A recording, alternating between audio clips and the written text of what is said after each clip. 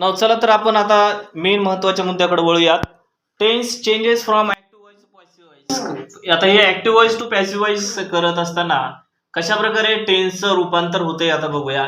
आता याच्यावरच आधारित काय आहे, आपल्याला सगळं व्हॉइस आधारित आहे. पहा, हे सिंपल फॉर्म्युले आपल्या फॉर्म्युला पद्धतीने आपण शिकवणार आहोत. चला बघा, या ठिकाणी सिंपल प्रेझेंट टेन्सचा पहिला फॉर्म्युला आहे.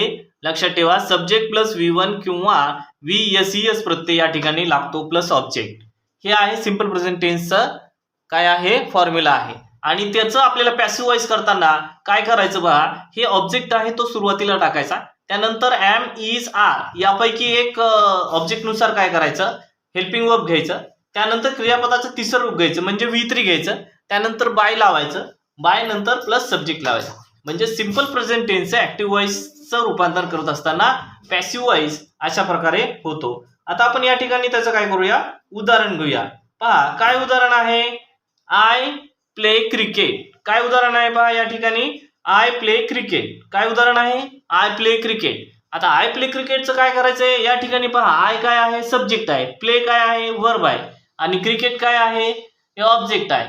आता आपण फॉर्म्युला काय सांगितलाय पहा, फॉर्म्युला काय सांगितलाय, कसं करायचं आपल्याला, हे बघा, हे सब्जेक्ट प्लस V1 SES. चला तर आपण या ठिकाणी दुसरं उदाहरण घेऊया. पहा, दुसरं उदाहरण काय सांगते आपल्याला, the teacher checks the homework daily. या ठिकाणी द टीचर काय आहे, सब्जेक्ट आहे, चेक्स काय वर्ब आहे, द होमवर्क काय आहे, ऑब्जेक्ट आहे, डेली काय ऍडवर्ब आहे. आता ह्या डेलीला काय करायचं, हे एक्स्ट्रा आयटम आहे त्यांना बाजूला काढायचं, ते वर्बच्या पुढं काय करायचे, टाकून द्यायचे. हे लक्षात ठेवा कधी पण पॅसिव्ह व्हॉइस करताना. हे आता रनिंग मध्ये सांगत आहे, the homework is check daily by the teacher. आता होमवर्क काय आहे रे, तिथं ऑब्जेक्ट आहे म्हणून सुरुवातीला घेतलाय.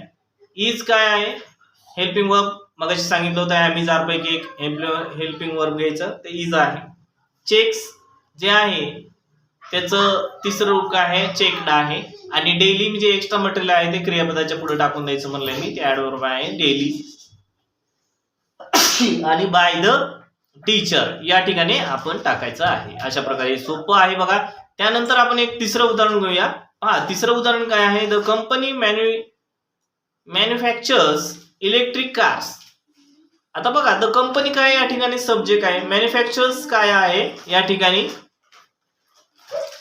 वर्ब आहे, इलेक्ट्रिक जे कार्स आहे, इलेक्ट्रिक कार्स हे टोटल काय आहे, ऑब्जेक्ट आहे. पहा या ठिकाणी इलेक्ट्रिक कार्स हे काय आहे, ऑब्जेक्ट आहे. आता आपण काय करूया, याच तुम्ही काय करायचे, प्रयत्न करायचे की आपल्याला काय करायचं, याचं पॅसिव्ह व्हॉइस करायचं आहे. चला करा बघा, 2 मिनिट तुम्हाला 1 मिनिट टाइम देतो. चला करा पटकन,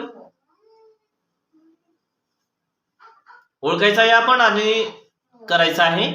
खूप सोपं आहे पहा. चला तर बघा, उत्तर काय आहे, electric cars are manufactured by the company. Electric cars are manufactured by the company. या ठिकाणी पहा अशा प्रकारे उत्तर येते. द कंपनी काय होतं रे, हे ऑब्जेक्ट होतं. या ठिकाणी द कंपनी काय होतं, ऑब्जेक्ट होतं.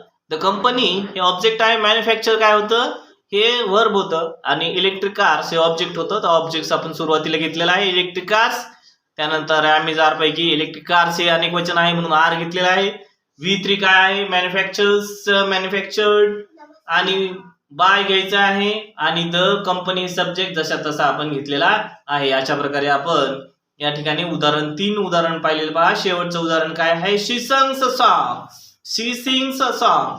अ song is sung by her. सिंगचं तिसरं रूप काय आहे, संग आहे. पहा आता हे करा बरं तुम्ही. आता द टीचर टीचेस इंग्लिश.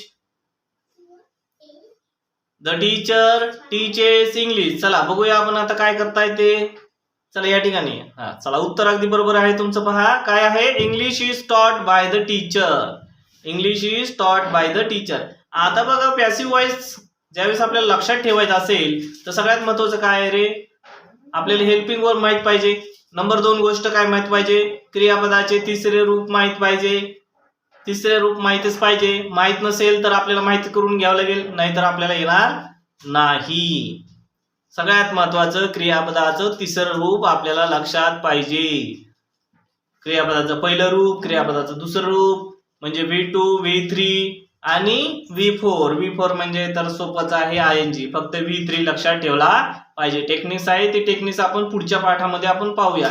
अशा प्रकारे आपण हे 5 उदाहरण घेतलेले आहेत. हे तुम्ही करा घरी आता. Rama eats an apple eaten by the Rama. असे भरपूर उदाहरणं आपल्याला पाहायला भेटतील. चला आता आपण दुसरं घेऊया.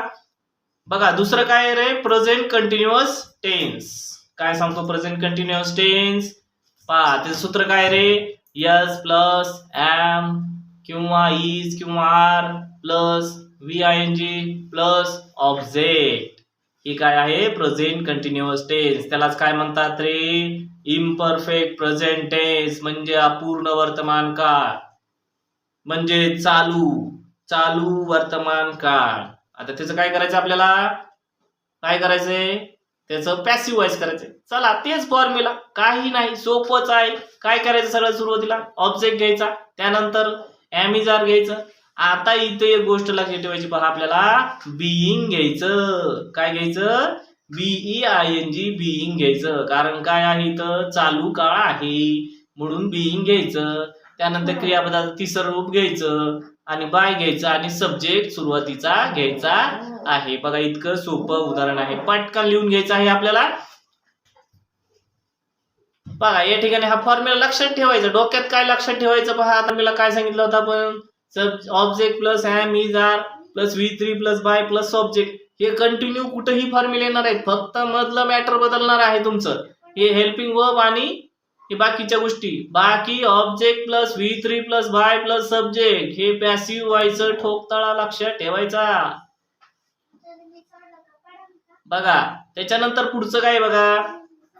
चला एक उदाहरण घेऊया. पहा काय उदाहरण सांगते आपल्याला, they are playing cricket. They are playing cricket. ते क्रिकेट खेळत आहेत. चला आता आपण काय करूया, क्रिकेट त्यांच्याकडून खेळल्या जात आहे असं आपण करूया, म्हणजे पॅसिव्ह वॉइस करायचं. मग काय या ठिकाणी ऑब्जेक्ट काय सांगतोय रे, क्रिकेट. ऑब्जेक्ट काय आहे या ठिकाणी, क्रिकेट आहे. मग सुरुवातीला घ्या चला क्रिकेट आणि काय घ्यायचं आपल्याला इथं बघा, एम इज आर यापैकी एक घ्यायचंय. म्हणजे क्रिकेटला काय लागेल रे, एक वचन आहे इज. त्यानंतर बीइंग घ्यायचं आपल्याला. इथं बघा इथं सुरुवातीला काय होतं, बीइंग होतं म्हणून बीइंग घ्यायचंय. त्यानंतर प्लेड, क्रियापदाचं प्लेइंगचं तिसरं रूप काय आहे, प्लेड आहे.